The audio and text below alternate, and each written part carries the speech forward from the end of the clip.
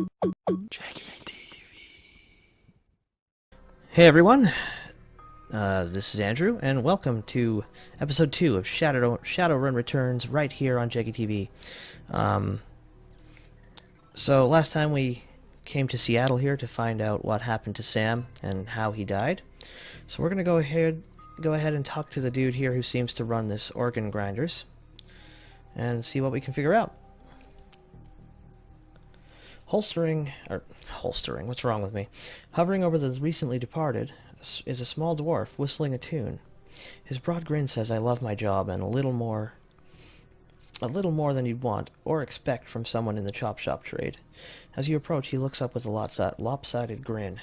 There's something kindly in his eyes, though it might just be a stray reflection of chrome and surgical tools. "Sorry, didn't expect any visitors at this hour. And some asshole at corporate took my receptionist. What can I do for you, sir?" "Are you the coroner?" "I'm John Dresden, the organ grinders branch manager here, so yeah, that makes me this franchise area's coroner, too." "And you are?" "Vaughn. I'm here about Sam Watts." His grin fades. "And what makes you think I know anything about that?" "Sam had a locator chip embedded in his skull. I followed it here." "I see. Well, you're right. He's here. Not too many people know about the murder yet, though. The press haven't caught wind of it, so what with it being all the way out here in the Barrens. So, who told you he was dead?" Burp. Sam's digital ghost. When his heart stopped, I got sent a recorded message asking me to bring his killer to justice. Guess he had a hunch. The dwarf raises his eyebrows, a smile wiping the suspicion from his face. "A dead man switch, eh? Fascinating. I was working on him earlier. He's over there." "So he is dead after all, huh?" "Huh. He's my second Emerald City Ripper victim. The third one was downtown." "Ripper, huh? Guess the classics never go out of style." Not my title. That's what the Seattle press insists on calling the killer. All I know is that, like the original Jack, our Ripper knows how to handle a scalpel. But this one's even more twisted. He or she always removes an internal organ from the victim. But didn't Jack the Ripper, take all of them out a lot of the time? Whatever. Delicious. Delicious. A trophy hunter. What was it? Watts' liver was cleanly cut out. How about the other two lacking contestants? First victim's heart was missing, and the third had the spleen removed. "Dresden, get out here!" I'm not trying to go super awesome with the voiceovers or anything. I just don't want it to be sound like, no sound at all, because that'd be boring. So, I'm not going to do voices or anything, really. Just going to be talking. Sam's body is half covered by a sterile surgical sheet, his face an ashen white, for the first time without a smirk on it. Below the chest, there's a small pencil-thin incision covered in dry blood. Beyond that, the corpse is immaculate. It would seem that the killer knew exactly what they wanted from him, and took it. Next to Sam are several plastic envelopes containing the evidence found in his body. You can examine the evidence through the bag without spoiling it. Let's take a look at the business card. Moving things around, you can make out that it's a card from a place called the Seamstresses Union. There's something handwritten on the back, but blood has made it illegible. It's a standard, cheap, unsecured cred stick. No way of knowing what's on it without slotting it. I'll just leave it. I'm not going to steal money from a dead dude. Even though he doesn't really need the money, but... It's Sam's shirt. Several of the buttons are missing, and the blood is thoroughly soaked through it. The bag sloshes a bit in your hand. A handwritten note, huh? You can only see a part of the note, given the torn off bits and bloodstains. "Sam, I feel terrible that we are... Okay, we have been blank long. To say I'm so... blank. See you there. Love, Jessica." Okay. Let's go see what this big orc dude wants. McCluskey, huh? Towering over the diminutive coroner is a homicide detective right out of central casting. If you ignore the tusks, pointed ears, and Neanderthal brow, you can smell his... If you ignore the tusks, pointed ears, and Neanderthal brow, you can smell his cheap aftershave from a mile away. So this is the Ripper... So this new Ripper Vic Watts. Fuck. So this new Ripper Vic Watts. Name's familiar. Didn't his mother kill herself a while back? The coroner frowns. So you insisted at the time. He chortles. Come on, she offed herself. I had it on very good authority. Now let's go, Dresden. Give me something to work with here. This Ripper case is my ticket to a lieutenant's badge. I've already posted everything I know. The killer stunts the target with a combination of drugs and magic, then removes a single internal organ while they're still alive. Perpetrator is most likely right-handed, with a slim hand that knows its way around a scalpel. Has a decent understanding of human and metahuman anatomy, too. So I'm looking for a whacked-out surgeon? Not necessarily.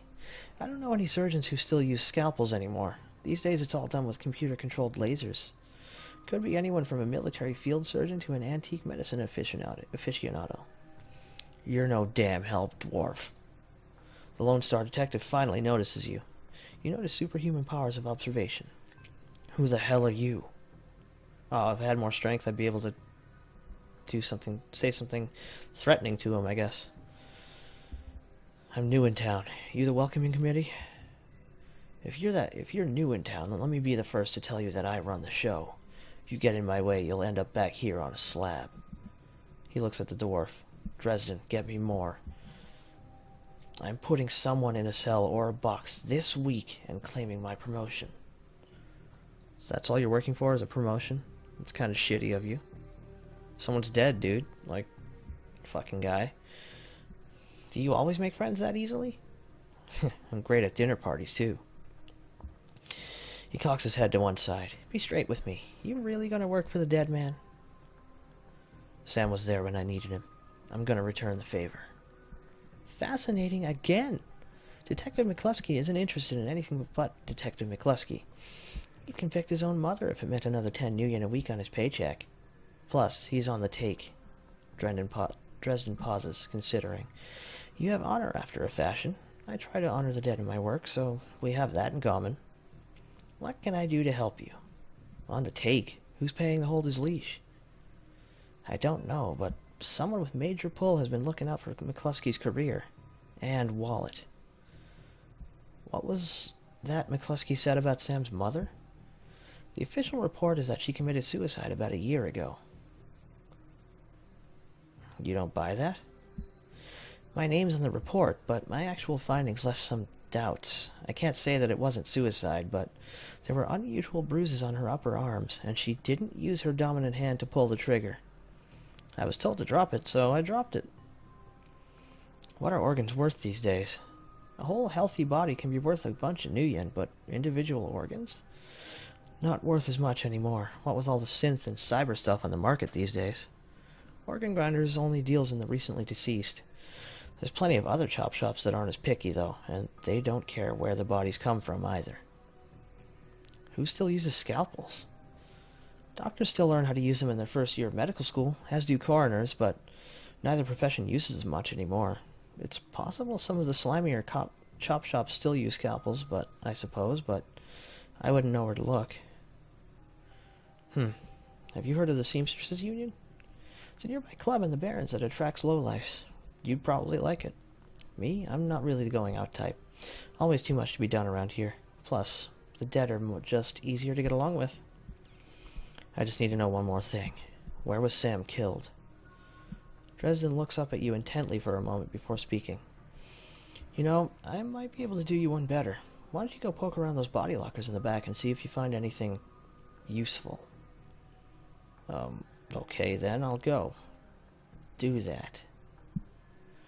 Strange. Alright, let's go check out the body lockers and stuff. Oh, items, huh? A med kit. Come on, what's in here? Dock wagon basic trauma kit. I'll have to check out what that does at some other time. What's in here? The cold storage drawer is labeled John Doe. but the internal thermostat is set to 21 degrees Celsius. Let's get it open. Cold storage drawer opens to reveal the fully clothed body of a man, arms folded across his chest. In addition to sporting some of the brightest orange hair you've ever seen, the body seems to be in very good condition. Whoa, easy there! So he's alive? In one quick move, he jumps down from the drawer and stands before you. For someone who just woke up in a morgue locker, he seems unfazed and pretty well put together. You spot a data jack drilled into his temples and some shamanistic tattoos peering above his collar. An interesting combination. I told John to wake me up at 6 in the morning. Is it 6 yet? Doesn't feel like 6 yet. Sorry, I didn't expect you to be so alive. Yeah, Dresden thinks he's pretty funny. You're not the first person he's pulled this one on. He chuckles. Well, so much for a good night's sleep. On the plus side, I noticed you haven't killed me yet, so that's good. If you aren't after me, then what's your story? Latest Ripper victim. Did you know him? Sam, eh? Glad somebody cares. We used to drink together every now and then over at the Union. Decent enough guy. Always in trouble over something or other, though. Jake yells toward the other side of the room. John! Is this guy cool? Yeah, he's on the level. Working for Sam, believe it or not. Some sort of dead man switch. I thought you could help him out. Maybe you can even stop moping around the shop all day. Thanks for volunteering me. He pauses. Might be sizing you up, but it's hard to tell behind those shades. Alright then, the name's Jake. And you are? Call me Vaughn. Nice to meet you. Well, it sounds like you're taking a dive into the deep end here. John's right. I might be able to help you out. I was with Sam the other night, the night of the murder. Poor guy. He was hanging at the Seamstress Union that night, tripped out and rowdy. I've been laying low there for a few days after a bad run. Mrs. Kubota asked me to throw Sam out, so I did. But out in the alley, some gangers got the jump on me. He winces. Damn. Maybe I need some soy calf after all. John, could you go grab me a cup? Get your own damn cup. My hands are dirty anyway. Now, what's wrong with this intestine? Thanks, John. You're a real pal. Anyway, there's a big fat corp bounty on my head. Like I said, the last job didn't exactly go according to plan. Out in the alley, a few Halloweeners got the jump on us. Damn gangers thought they could turn a quick profit off my head. Jake smiles, and you get the impression that it didn't work out so well for the gangers. I guess he killed them all. Excuse me. Sam stumbled off during the fight, though, and that's the last I saw of him. Until he turned up here dead on arrival. Reminds me of my last stay in this place. You've done this before? It's a long story. I end up in the morgue more often than the average guy. Yeah, Jake here's a regular. Should have started a rewards card, Jake. A few more visits and you get a free night stay. Jake laughs. I'll hold you to that, John. Anyway, they found Sam's body less than a block away from the Union. Missing liver and all. Tell you what. You look like you could handle yourself in a fight. I could use some backup to settle the score with those Halloweeners out there. Their leader's got the whole gang searching for the Barons for me. I need to get rid of that asshole. In return, I'll take you to the place Sam was murdered. It's not safe to hit these streets alone at night, trust me. Jake eyes you up and down, and maybe I'll throw in some decent supplies while we're at it. What'd you say? I do like a bit of street justice every now and then. Alright, Jake, count me in. Great! I've been hiding out here ever since that run-in with those Halloweeners. Whiny bunch of gangers. But this stretch of the Barrens is their turf. Hell, I'm surprised even you made it to this morgue in one piece without packing some heat. Dresden yells over his shoulder. Very funny, Jake. You can sleep in the dumpster tomorrow. So, you need a weapon? I like to keep my distance. Got a rifle? You don't like library windows, do you? Never mind. Here's a rifle you can borrow. So, ready for an evening out on the town? Yeah, I'm ready. I'll follow your lead. The Halloweeners aren't looking for you. Yet. We can leave whenever you're ready. Alright, let's get the hell out of here. So looks like we got a friend. Mr. Jake. Who looks kind of familiar to me. I've Maybe he's like the dude from the Super Nintendo one? I forget. I haven't played much of that game. This game seems much better so far. Yeah, let's get outside. See what's going on. The Redmond Barrens. Run in Seattle sprawl, and sooner or later you'll find yourself in the Redmond Barrens. Doesn't matter your business, the Barrens doesn't like you. Take 1 part radioactive wasteland, 3 parts dog-eat-dog slum, add a dash of tourist trap, and you've got a recipe for mean as hell. You leave the sanitized death and formaldehyde of Oregon grinders behind, entering the anarchy and desperation of the streets. Jake stops for a moment to breathe deeply, filling his lungs with motorcycle exhaust, radioactive dust, cordite, and who knows what else. He exhales with an expression of wry contentment. The stench and grime tell him he's home. I guess he spends a lot of time out here. Knows a lot more than I do. My stash is just around the corner in the alley. Your stash, huh? Something tells me we're going to get into some fights out here. But I'm going to save the game first because I don't want to get my ass kicked.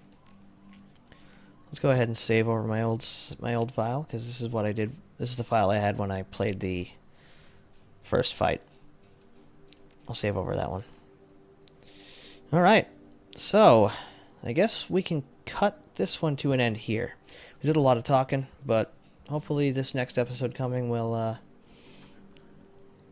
reveal to us a little bit more action. So I hope you guys will join me then. But until then, this has been JeggiTV, and I'm Andrew. I'll see you next time. Jeggi.